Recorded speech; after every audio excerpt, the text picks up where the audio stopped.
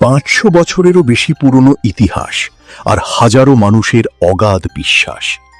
আজ আপনাদের নিয়ে যাব মহাপ্রভু শ্রী চৈতন্যদেবের লীলাভূমি নবদ্বীপের এক পরম জাগ্রত স্থান পোড়ামাতলায়।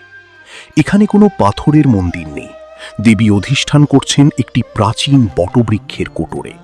কিন্তু কেন এই নাম পোড়ামা? লোককথা অনুযায়ী একসময় এক ভয়ানক অগ্নিকাণ্ডে এই অঞ্চলের সবকিছু পুড়ে ছাই হয়ে গিয়েছিল, এমনকি এই বটগাছটিও।